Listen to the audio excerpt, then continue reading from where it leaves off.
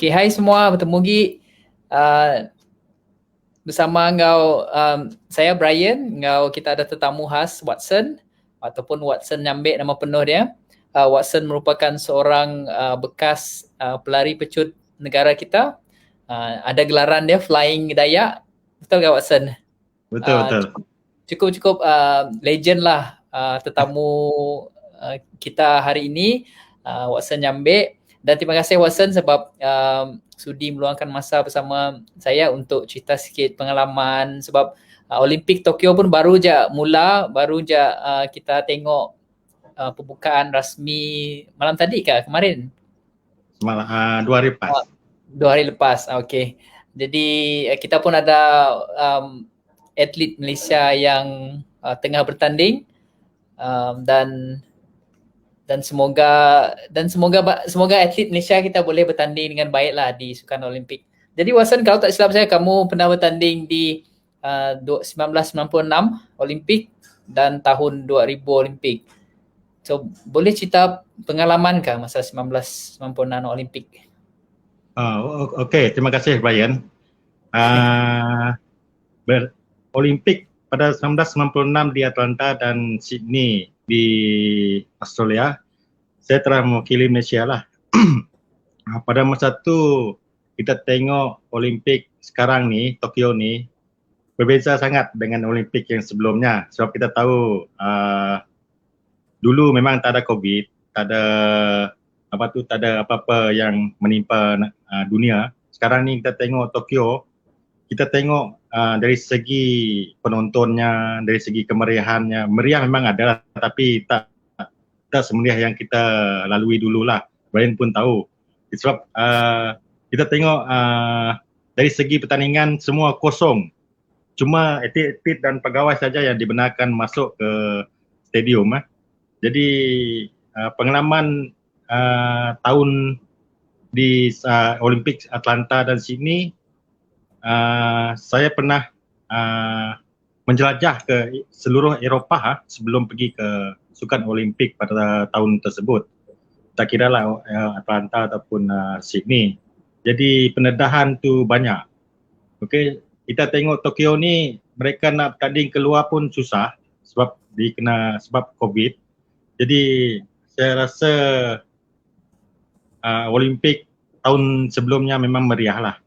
Terjadi juga pengalaman saya semasa Olimpik Atlanta yang tak pernah saya lupakan adalah satu bencana telah menimpa pada masa itu, iaitu letupan bom. Pada 1996. Masa tu kejohanan belum bermula lagi. Kita pergi keluar bandar lah, luar tengok-tengok keadaan di bandar. Waktu tu kita nak makan, saya rasa makan di tepi-tepi jalan lah. Jadi saya tengok ramai orang lari berdemparan lari, tak tahu apa sebab, kita cuma tengok dalam TV. Maka tempat kejadian masa tu tak jauh daripada tempat kami makan. Saya tengok orang lari, apa yang terjadi pada masa tu kita tak tahu, cuma tengok dalam TV lah. Apabila disedari orang ramai meluru ke arah kami pun berasa takut lah apa yang terjadi. Tengok-tengok kita lari pergi balik ke kampung sukan balik, dan kita diawasi oleh tentera-tentera Amerika masa tu. Dia cek semualah apa yang dia patut cek. Takut dibawa bom ke apa ke. Jadi kami selamat tiba di kampung sukan, dan saya tengok dalam TV ada letupan bom pada masa itu. Itu pengalaman di Atlanta lah. Ya. Dari segi pertandingan pula pada masa tu jurulatih saya memang tak ikut samalah, sebab dia bawa kami berlatih dan bertanding di Eropah, dan dia balik ke Malaysia. Jadi tinggallah atlet olahraga ni tak ada coach lah, cuma ada ketua jurulatih. Ketua jurulatih pun dia jaga macam tu je lah.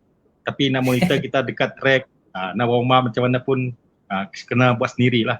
Jadi tanpa jurulatih yang nak monitor kita sepatutnya ada jurulatih sendiri untuk memantau latihan, dari segi persediaan pertandingan. Jadi itu tak ada semua dekat pada masa tu di Atlanta, bukan di sini. Jadi pengalaman tu memang sakit lah. So, tak tahu apa nak buat.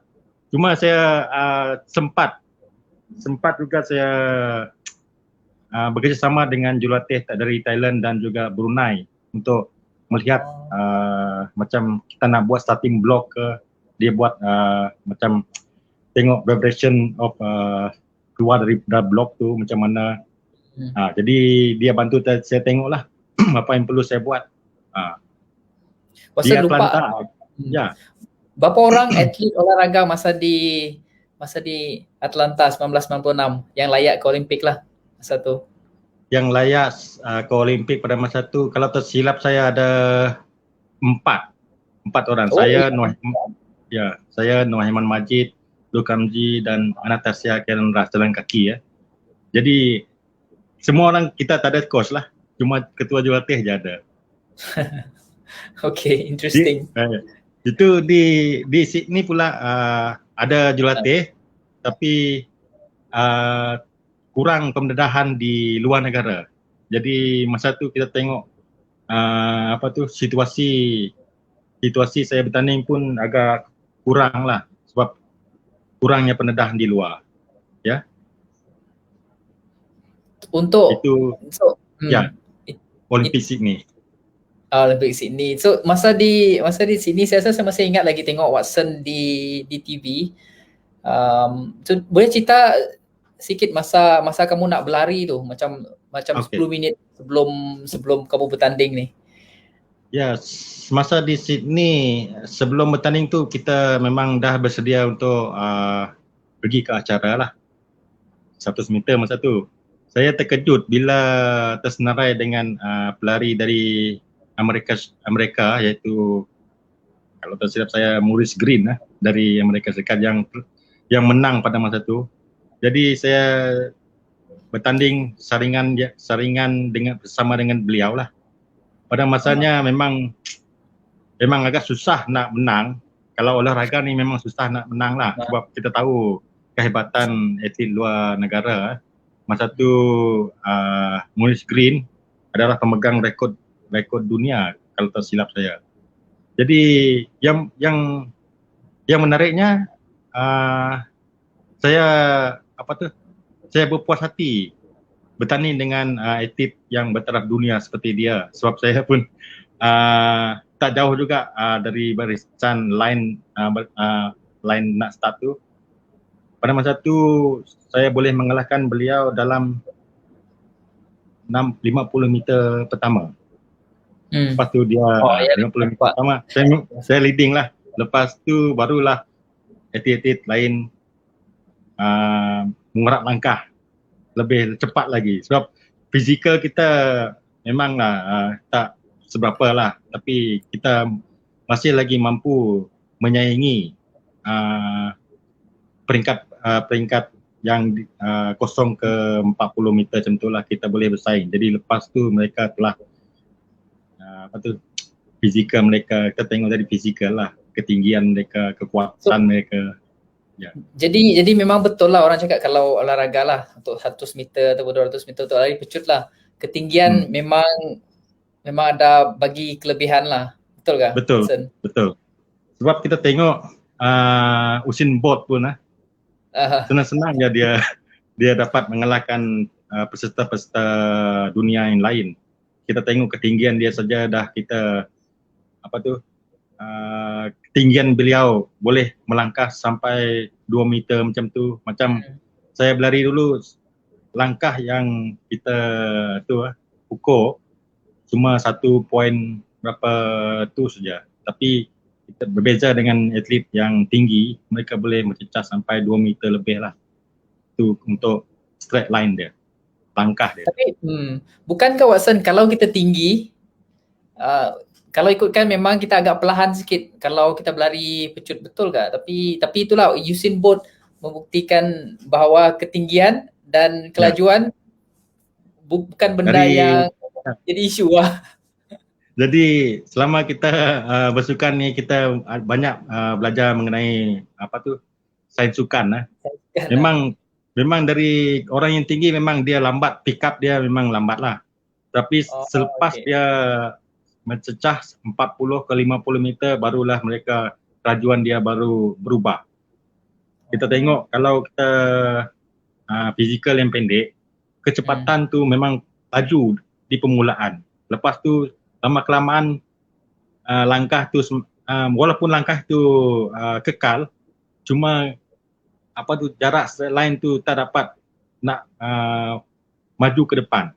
Seperti Usain Bolt dia di permulaan memang dia lambat, lepas tu kita tengok dia di akhir tu memang dia lepas langkah dia tu. Watson, kita ada soalan tapi sekejap saya pun ada soalan seperti itu yang pasal lari tadi. So kalau 400 meter satu round, ketinggian masih jadi faktor kah ataupun lain memang, sudah endurance sudah? Fizikal memang memainkan peranan. Kita tengok dari segi 100 meter, 200, 400 semuanya ketinggian memang memainkan peranan fizikal dia. Ya.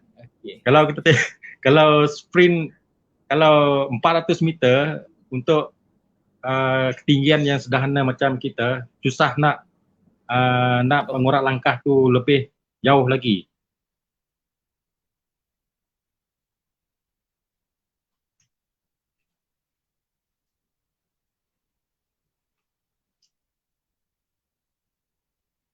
Brian.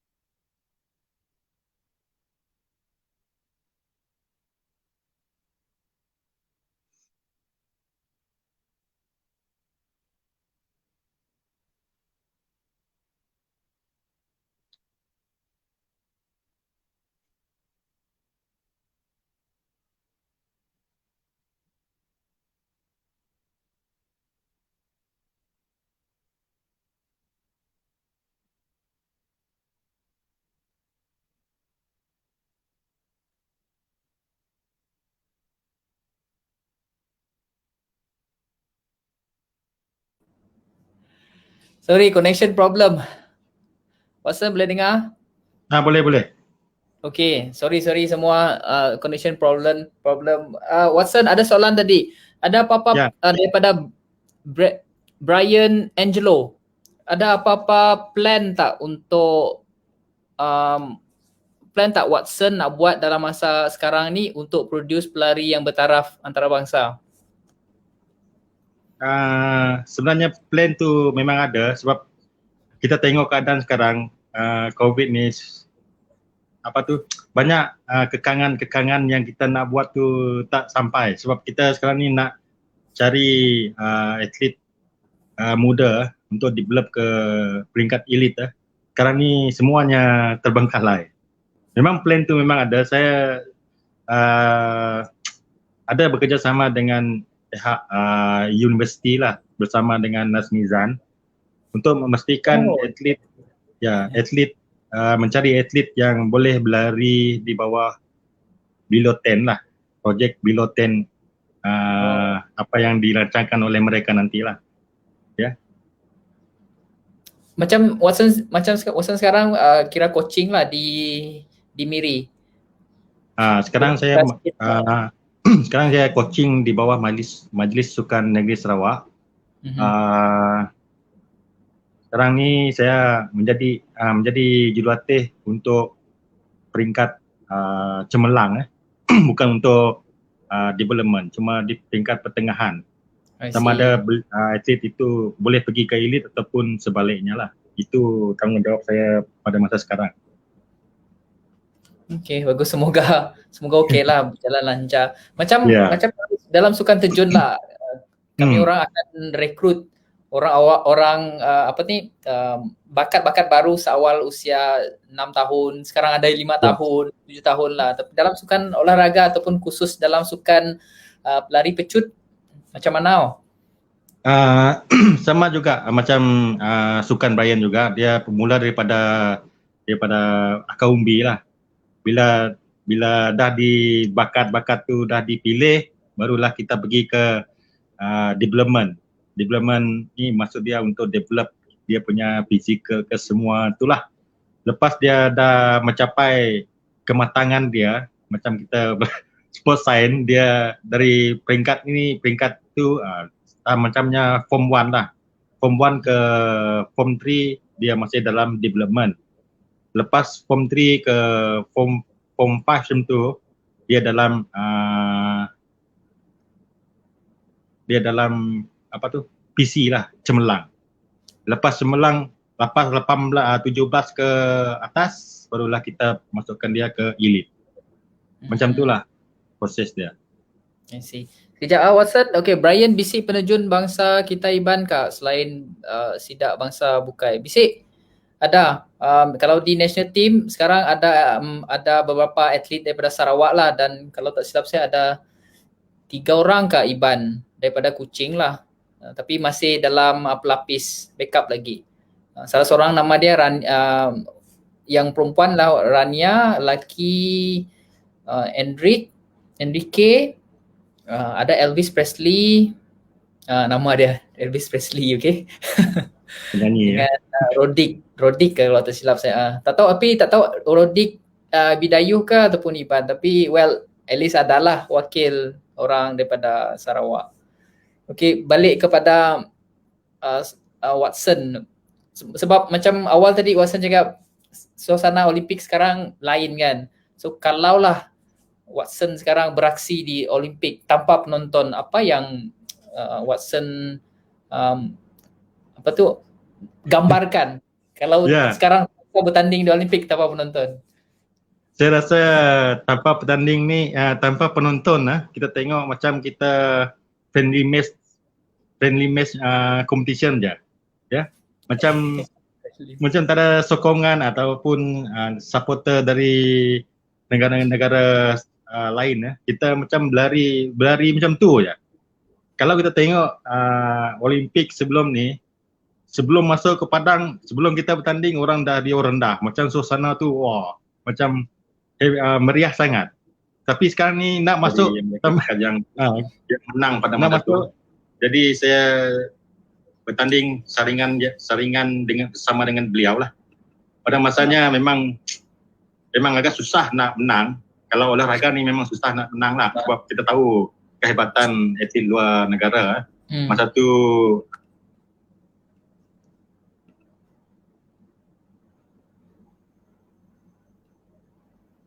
Hello? Hello, sorry, Brian. Sorry. Okay. A bit lost. Okay, jadi nampak kemeriahan tu tiada dekat Olimpik kali ni lah. Kita dulu kalau nak masuk gelanggang, orang dah berteriak sana, berteriak sini, menandakan sokongan yang tak berbelah bagi lah pada masa tu. Jadi sebenarnya kita tengok pun, kita tengok pun sekarang ni nak kalung pingat pun sendiri kalung pingat. Yalah, DIY. Jadi itu macam norma baru lah. Olimpik ni memang norma baru kita tengok. Mungkin kurang sikit lah kemeriahan. Sebab dalam Olimpik ni bukan saja masa kita bertanding yang best, tapi masa di Game Village pun best lah sebenarnya. Sebab dalam Game Village kita boleh jumpa atlet-atlet terbaik dunia, mungkin boleh bergambar. Tapi sekarang yang saya dengar daripada interview saya beberapa hari lepas, atlet tak boleh ambil gambar bah. So kalau Watson sendiri yang pernah beraksi di Olimpik, pernah berada dalam Game Village tu, memang Game Village tu satu suasana yang sukar untuk digambarkan lah. Memang best. Selain daripada tekanan yang atlet ada, selain tu memang satu suasana yang cukup seronok lah bagi atlet. Ya. Betul, betul Brian. Sebab saya pernah mengalami semasa Olimpik 2 kali itu. Saya tengok kemeriahan di dalam Camp Village macam bukan kita tengok dalam di Tokyo ni memang susah, nak keluar pun susah, nak pergi sana sini pun susah. Kita tengok dulu nak pergi di kampung sukan lah saya cerita. Kalau nak pergi McD pun ada, nak pergi macam-macam lah dekat dalam kampung sukan tu. Jadi seronok ya. Kita tengok pergi tempat sponsor jam, kita tengok kita dapat. Lepas tu kita pergi ke tempat baju kita dapat.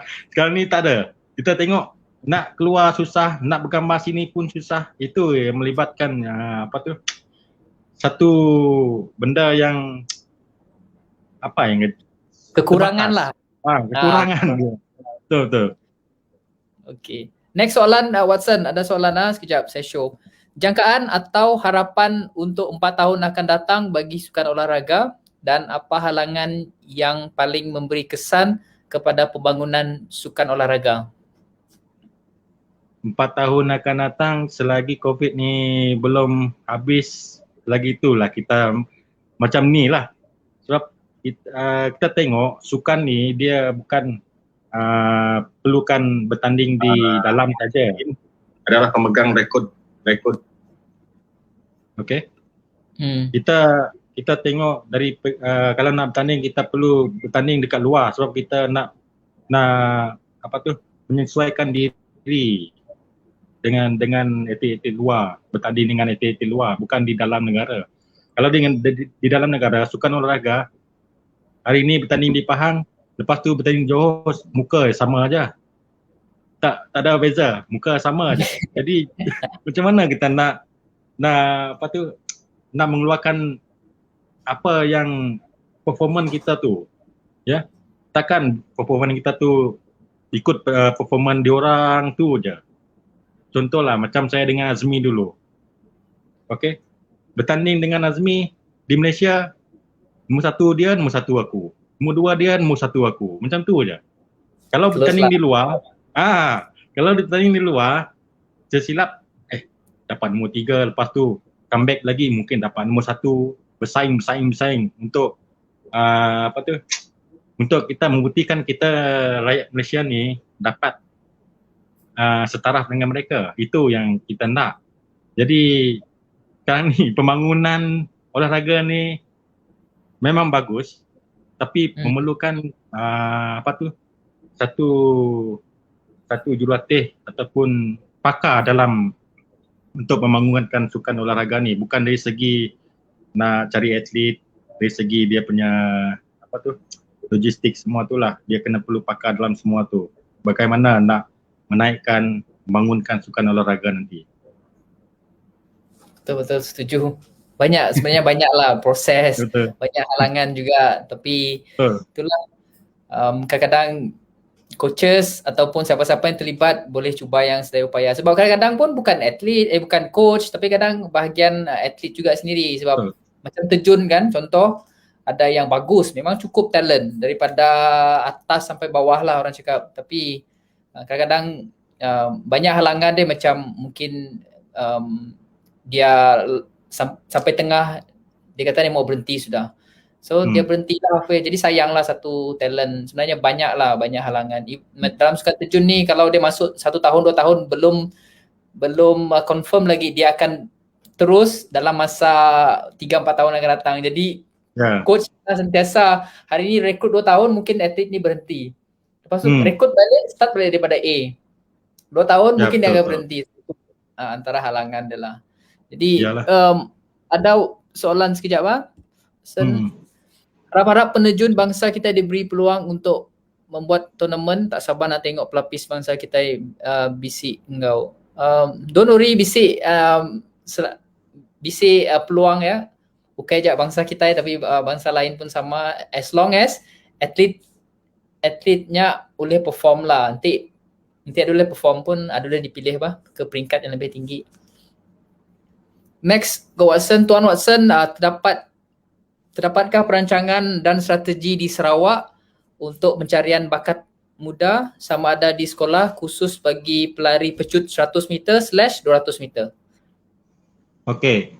sebelum COVID kita melanda di Malaysia ni, memang saya banyak melakukan aktiviti pencarian bakat bukan di Sarawak aja, sampai ke Sabah pun saya pernah pergi. Saya cari atlet sprint ni di peringkat sekolah, di peringkat menengah, universiti pun saya ada pergi. Jadi apabila terjadi COVID ni, memang sekarang ni pun tak boleh bergerak ke mana-mana. Ya, kita ada plan dulu. Plan saya adalah kita bergabung dengan Jabatan Pendidikan. Seterusnya kita membantu atlet sekolah tersebut bagaimana cara macam training semua itulah. Jadi kita pernah buat. Sekarang ni kita nak buat memang susah. Memang tak boleh pergi mana-mana pun. Nak pergi sekolah tutup sekarang ni. Itulah kekangannya sekarang. Nak pergi ke tempat lain, banyak proses yang perlu kita buat lah, macam SOP lah, itulah. Itulah masalahnya sekarang. Kalau COVID ni memang tak ada, memang dah plan tu memang dah saya buat sendirilah. Sebab saya perlukan kerjasama daripada pihak Jabatan Pendidikan Negeri lah. Ya. Thank you Joanne bagi soalan tadi. Ada next soalan daripada Louis Chi. Setakat ini apa kemajuan yang telah ada di Malaysia sejak dulu sehingga sekarang dan apakah kemajuan untuk Sarawak dalam olahraga setakat ini? Sebab dulu jika sebut Sarawak, kebanyakan negeri akan gerun. Thank you. Thank you Louis. Okay. Kita tengok kemajuan, memang kita nak maju dari segi sukan olahraga. Tak kira lah olahraga kah, sukan apakah, kita semua berharap Sarawak dapat memajukan sukan di negeri kita. Jadi saya dengar banyak jurulatih dari luar pun banyak membantu kita di negeri Sarawak ni. Cuma kita setakat ni olahraga tak berapa sangat tak nampak sangat dia punya kemunculan dia. Ya. Sebab dulu cakap je olahraga di Semenanjung, kalau kita pergi Majlis Sukan Sekolah Malaysia ke negeri Sarawak, wah memang hebat. Ya, pada peringkat sekolah. Apabila lepas peringkat sekolah, di mana mereka semua ni? Itu yang sekarang ni kita nak, macam mana kita nak buat agar berterusan, ya, dari MSM ke peringkat nasional tu berterusan, supaya nama Sarawak sentiasa naik daripada negeri-negeri lain lah. Jadi sekarang ni saya pun tak tahu apa perancangan Majlis Sukan Negeri ataupun Sarawak Sport Corporation, di mana atlet yang sekolah ni haruslah dijaga supaya mereka berterusan sampai ke peringkat nasional lah. Itu harapan saya. Jadi ada satu noktah di situ.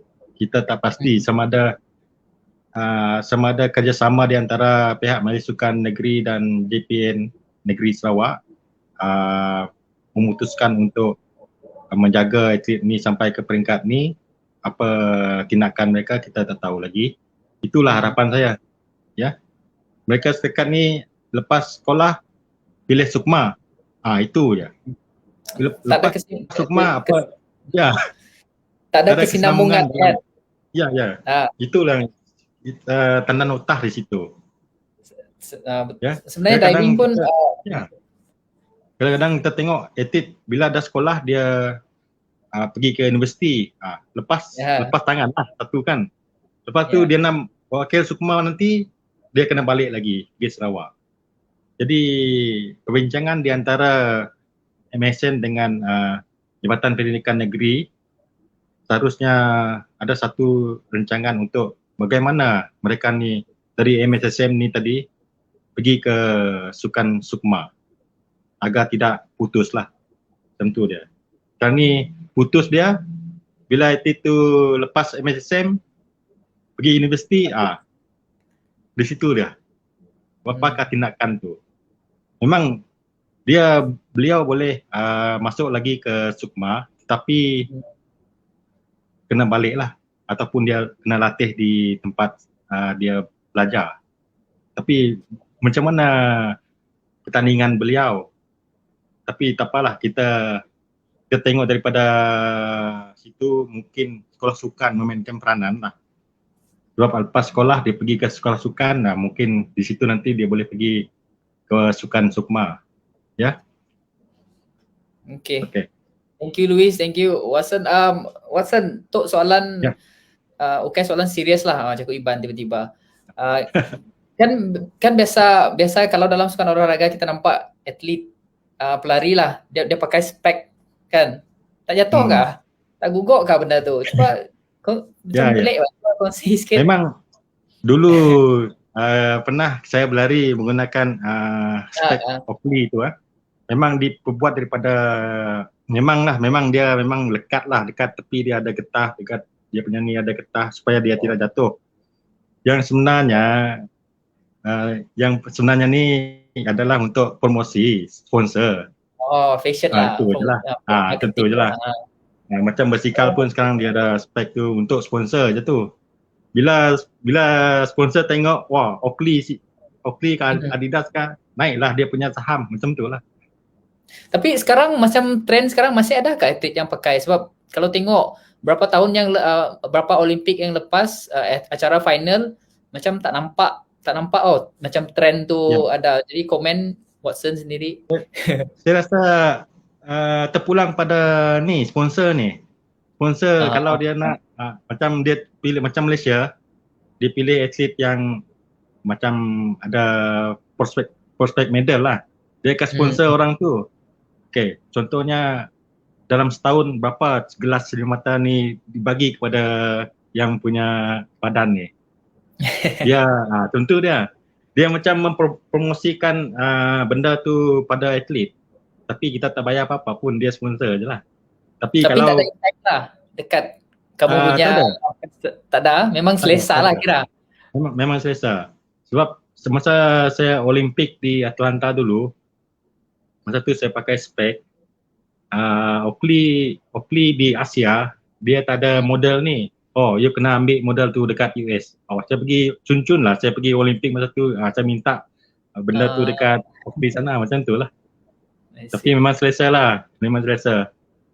Masih ada simpan kah? Tak ada mana dah banyak hilang dah. Kadang-kadang bagi dengan orang juga. Okay, next satu mungkin mahal benda tu. Yalah. Mahal. Berapa Watson? Satu kos benda tu? Dia punya belum masuk, dia punya lens tu, dia punya tulang dia 300 Malaysia lah. Lens tu mungkin 500 lah. Satu set.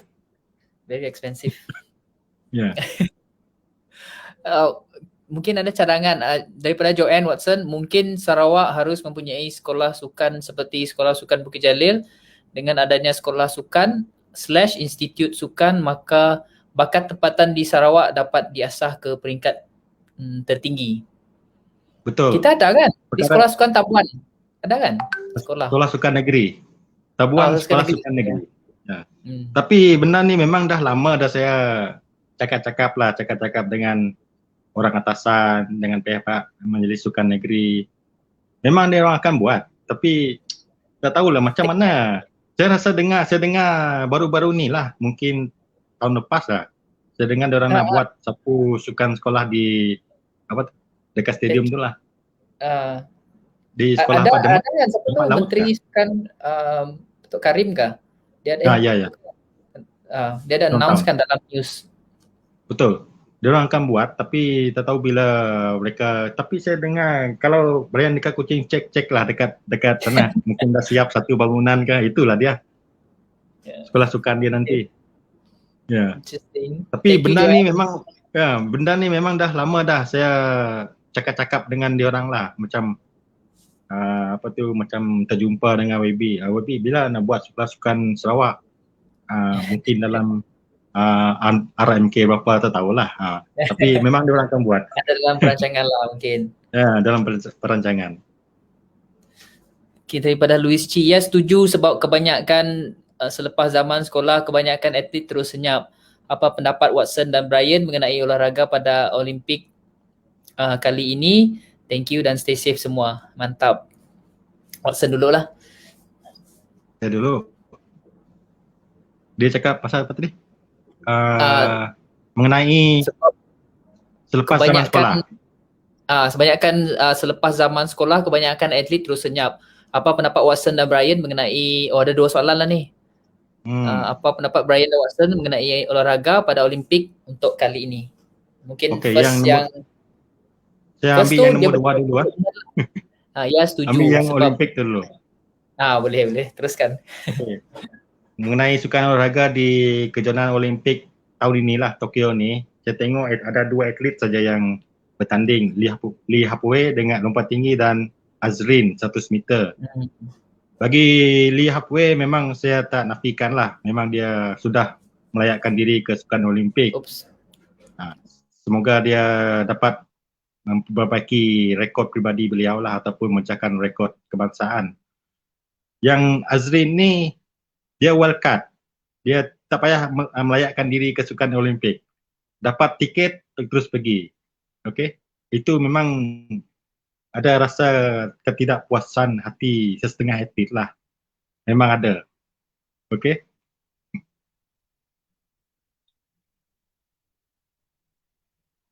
Brian.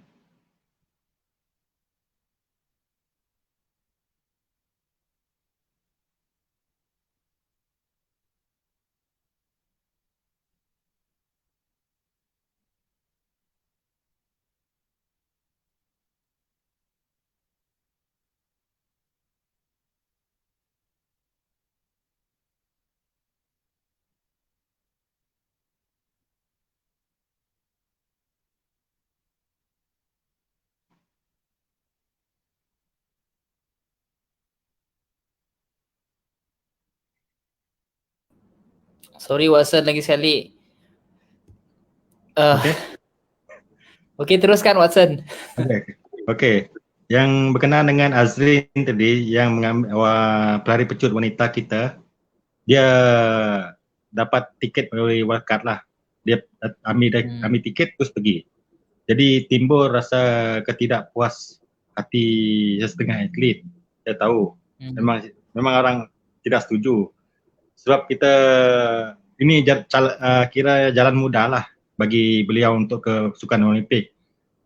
Yang atlet yang lama-lama dulu training berlatih bertahun-tahun sebelum beliau datang, macam mana perasaan mereka. Jadi persatuan harus memilih satu jawatan, mengadakan satu jawatan kuasa lah. Jawatan kuasa dari persetujuan dari persatuan negeri dan satu atlet yang mewakili atlet lah untuk untuk wakil Malaysia bagaimana nak memilih atlet yang mendapat tiket tu tadi, tiket free tu. Ya, siapa yang layak untuk tiket free tu? Itu yang menjadi tanda tanya ramai atlet lah. Macam kita tengok, macam saya dulu nak pergi Olimpik kena qualified dulu baru boleh pergi. Macam tu. Itu usaha sendirilah. Jadi orang tak cakap apa. Kalau nak marah pun, saya sudah qualified. Kenapa nak saya ni? Okey. Jadi bagi Azrin ni, saya harap beliau harus memperbaiki masa terbaik ataupun memecahkan rekod tu je. Saya rasa boleh lah. Cuba yang terbaik. Ya, saya rasa sukarlah sebab kita tengok keadaan sekarang dia nak pergi competition luar, nak mencari rentak dia tu susah. Satu pertandingan tu. Lagipun dia dari Malaysia terus pergi ke Tokyo. Jadi pengalaman dia kurang. Bila sampai sana kita tengok nanti ya, kalau percayalah cakap saya, dia di sana nanti dia akan macam rasa tak selesa lari. Sebab dia first time ikut Olimpik, termasa yang terbesar Olimpik. Selama ni dia lari dengan orang-orang SEA Games je. Bila dia pergi ke sana, situasi dia akan macam tak kena nanti. Dia pengalaman dia kurang. Dia macam rasa, macam saya dulu pun saya first Olimpik rasa macam apa kita tengok anjing menyalak bukit gunung ke apa. Macam tu lah. Susah nak Jadi sesuaikan diri lah. ya Mungkin. betul. Itu nasib baik di Asia. Kalau untuk Olimpik ni berada di tempat macam London ke apa ke, memang lagi susah dia. Dia kena jaga jet lag dia lagi, kena jaga makan minum dia lagi. Kalau Tokyo boleh lagi. Yang soalan nombor 1 tadi ya, lepas sekolah kan? Dia kata ya setuju, tapi bukan soalan lah, dia macam bagi pendapat ya setuju Oh. sebab kebanyakan selepas zaman sekolah, kebanyakan atlet terus senyap. Betul. Memang lah, memang. Terus kan? memang lepas sekolah je, lepas form 5 lah contohnya, lepas form 5 sama ada orang nak cari duit ataupun belajar, antara dua aja. Kalau dia nak wakil Sarawak, allowance kadang-kadang tak bagi, lambat bagi. Kalau dia masuk universiti mungkin dia belajar. Kalau dia kerja, lebih baik aku kerja lah lagi. Gaji saya boleh masuk setiap bulan. Kalau training macam ni tak tentu, sebulan berapa ratus dia saya dapat. Itu mungkin menimbulkan situasi macam tu lah. Nak pergi training tapi allowance tak cukup. Kalau kerja full, gaji saya banyak. Macam tu. Dua alasan ni memang bermain selalunya. Ya. Ya, tak boleh salahkan. Kalau dia pergi universiti, boleh lagi dia teruskan dengan dia punya latihan dengan dia punya sekolah lah, macam tu, macam Ryan dulu lah. Tapi sebenarnya pun sama, Pak. I mean, dia ada dua grup atlet. Satu grup ialah yang mungkin dapat masuk national team, duduk di KL, dapat pergi competition yang lebih besar, tinggi. Ada lagi satu grup ni mungkin yang kurang bernasib baik, saya cakap, sebab dia tak boleh nak pergi national team. Dia hanya fokus dia cuma di Sukma saja, dan Sukma 2 tahun sekali. Dan Sukma ada had umur. Jadi lepas habis had umur, atlet ni biasanya pergi mana? So that's why ada yang ambil keputusan untuk sebelum sampai ke tahap tu, bagus ya berhenti awal.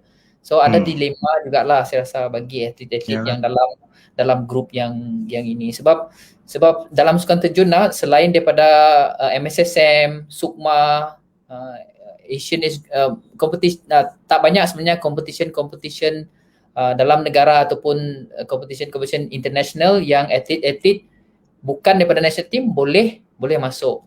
Jadi peluang mereka agak kecil lah. Ya.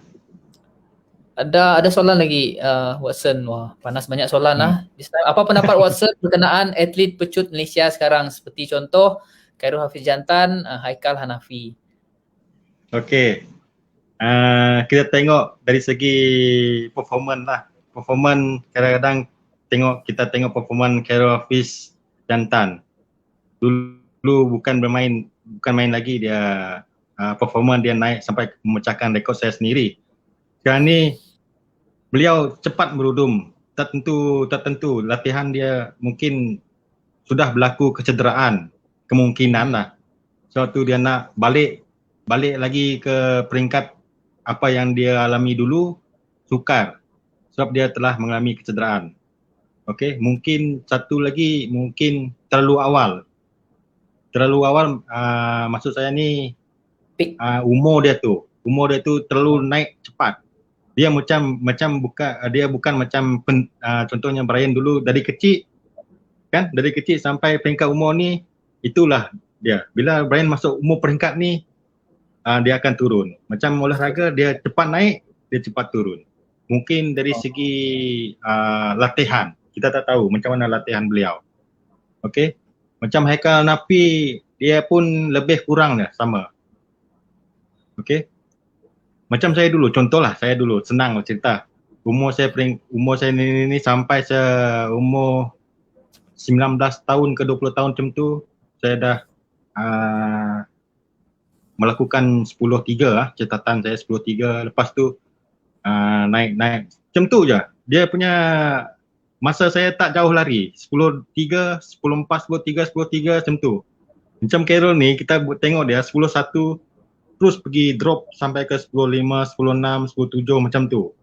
Kenapa dia tak boleh dia buat 10.1 terus 10.1, 10.1, 10.2, 10.1 sampai ke 9 tu.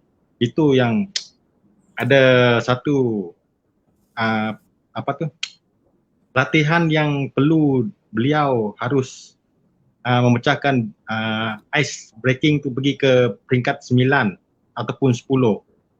Dia tak perlu main 10-1 lagi. Dia main dekat-dekat 10 dekat 9-9 tentulah. Ini terlalu jauh. 10-1 drop pergi ke 10-7, 10-6. Ya, kita tengok Haikal pun saya rasa lebih kurang juga.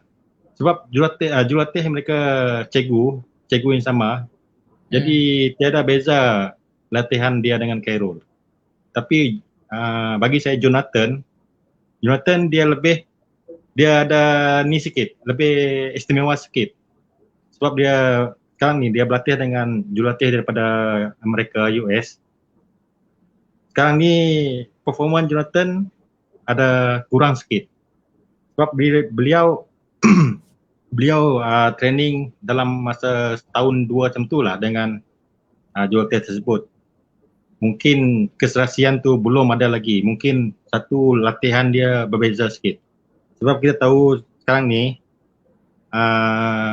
mereka sprinter ni, Jonathan ni, dia perlukan sekarang ni lah dia buat banyak endurance lah untuk ketahanan dia. Dia belum masuk lagi dia punya power dengan speed dia lagi. Speed memang dah ada, cuma sekarang ni dia perbaiki dia punya ketahanan muscle tu, endurance muscle dia. Sebab tu kita tengok performance dia sekarang ni tak berapa nak maju sangat. Ini pengalaman saya lah. Saya pun pernah juga berlatih dengan coach Danielson Hillary dari Kanada. Permulaan tu memang dia akan cari untuk menguatkan otot-otot kita dulu. Selepas dia kuat, selepas dia tahan, barulah dia masuk ke peringkat seterusnya. Itulah saya tengok latihan yang telah diadakan oleh atlet-atlet Indonesia ni lah. Ya. Bagus. Banyak. Sekarang Watson, untuk wakil Sarawak dalam acara olahraga selain Jonathan Nepa, siapa lagi Sekarang ni Nathan Kennedy. Nathan Kennedy ya. Yang track lah, Nathan Kennedy, Jonathan, yang lain tu Jackie Wong, Kiuni dari antara Padang lah. Yang track sprint Dixon dengan tu saja, Jonathan. Nixon, okay. Macam mana mungkin Watson daripada orang luar mungkin sekarang tak masih kontak tapi tak tengok secara keseluruhan prestasi mereka masa training lah. Dari segi ke depan future mereka orang ni, Watson rasa macam mana? Siapa? Maksud Brian Jonathan kan? Jonathan dengan Nixon Kennedy ya. Nixon Kennedy kalau dia bersara pun dia sekarang ni umur dia dah mencecah berapa? Dekat 30-an dah 30-an lah. 30-an saya rasa. Okay. Dekat-dekat. Beliau sekarang ni kalau dia nak resign pun dia dah ada kerja dengan tentera udara ataupun darat, tak tahulah. Dia army lah. Lepas tu Jonathan dia belajar dekat UPM dalam jurusan tenaga kerja kah? Macam tu lah.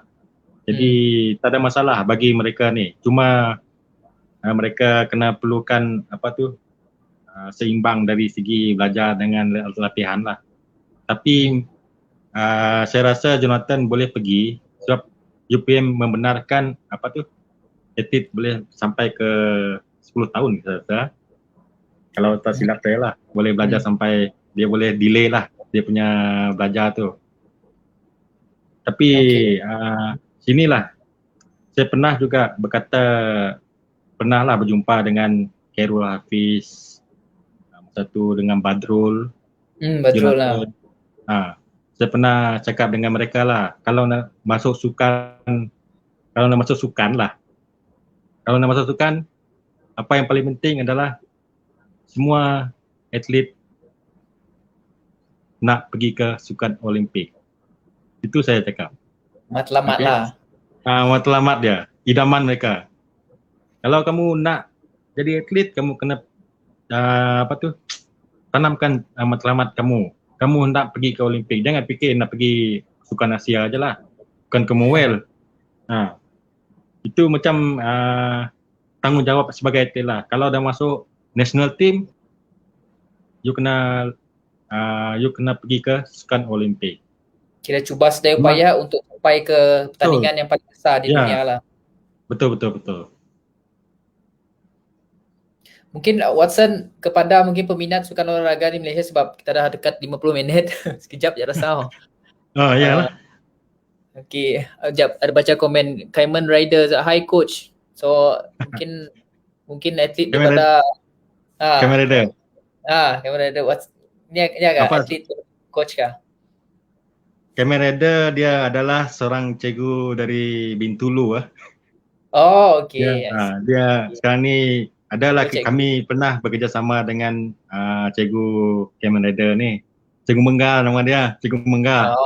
Jadi dia pernah saya pernah membawa dia pergi ke pertandingan menggunakan kelab kami lah, kelab Payung Dayak. Jadi dia jurulatih di Bintulu. Jadi siapa-siapa atlet Bintulu di bawah jagaan beliau, kami bekerjasama macam mana nak develop, macam mana latihan tu kita bekerjasama. Kadang tandingan kita akan bawa pergi keluar lah, sampai ke Kuala Lumpur, Sabah, tentulah. Apa soalan Kaiman Rider? Tak ada, dia cuma cakap hi coach saja. Okay Watson, soalan dah tak ada, tapi saya ada satu lagi soalan lah, tapi memandangkan masa tak banyak, 50 minit sudah. Sebab dari segi teknologi lah, apa yang teknologi yang sekarang digunakan untuk atlet ataupun untuk acara olahraga lah yang mungkin Watson sendiri pakai ataupun dekat national team sekarang pakai? Sebab dalam diving biasa kita orang pakai iPad saja untuk rakam balik lah, so atlet boleh tengok balik. So dalam olahraga macam saya pun macam tertanya-tanya apa yang biasanya digunakan? Olahraga dia tak ada pun. Kalau nak beli spike yang bagus-bagus, yang mahal-mahal memanglah. Sebab itu kalau kita tengok atlet sekarang ni, kalau kita tengok spike dia orang pakai tu menunjukkan dia tu macam handal lah.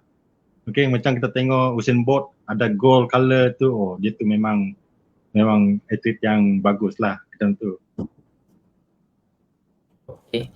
Watson, sebelum habis apa mungkin sikit kata-kata kepada peminat olahraga di Sarawak ataupun di Malaysia? Okey, nasihat saya kepada atlet ataupun peminat-peminat sukan di tanah air kita, khususnya di Sarawak. Sekarang ni kita sedang dilanda COVID, jadi bersukan tu memang menyukarkan kita hendak pergi ke mana-mana lah. Contohnya sebagai atlet nak bertanding pun susah. Nak berlatih, nak bertanding, berlatih pun tak dapat sekarang. Jadi kena sabar dulu. Lepas tu apa-apa perkembangan terbaru membolehkan atlet ni pergi ke tempat latihan ataupun tanding nanti. Itu harapan saya, kita kena maintain kita punya fitness. Kekal kuatlah, sihat.